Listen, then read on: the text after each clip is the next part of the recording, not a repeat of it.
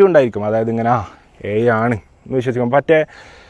എനിക്ക് തോന്നണില്ല അന്നം തിന്നണ ഏതൊരു മനുഷ്യനും ദയാണ് വിശ്വസിക്കാൻ പറ്റും. അതൊരിക്കലും തെളിയില്ല കേട്ടോ. അപ്പോൾ അതിൻ്റെ പിന്നാലെ നിങ്ങൾ ഒരുപാട് പോയി കഴിഞ്ഞാൽ ഓഡിയോ എഞ്ചിനീയേഴ്സ് നമ്മളെ കയ്യിലുണ്ട്. ഓഡിയോ എഞ്ചിനീയേഴ്സ് കൃത്യമായിട്ട് നമുക്ക് ഈ വോയിസ് മൊത്തം, അതായത് സ്ക്രീൻ റെക്കോർഡ് ഇട്ട കോപ്പിയല്ല, ഏത് ഫോണിലാണോ ഇവർ റെക്കോർഡ് ചെയ്തത് ആ ഫോണിൽ നിന്ന് കിട്ടിയ ഡോക്യുമെൻ്റ് കോപ്പി നമ്മളെ കയ്യിലുണ്ട്. ഇത് നമ്മൾ ഹാജരാക്കി കഴിഞ്ഞാൽ നമുക്ക് മനസ്സിലാക്കാൻ പറ്റും ഇത് AI പതിപ്പുകളല്ല, AI വിഷയങ്ങളല്ല എന്നുള്ളത് നമുക്ക് വ്യക്തമായിട്ട് മനസ്സിലാക്കാൻ പറ്റും. പതിപ്പിൽ നമുക്ക് കാണിക്കാൻ പറ്റും. അപ്പോൾ ഇതൊക്കെയാണ് എനിക്ക് പറയാനുള്ളത്. കൂടുതൽ പറയാനില്ല. പറയാൻ ഒരുപാട് ആഗ്രഹമുണ്ട്.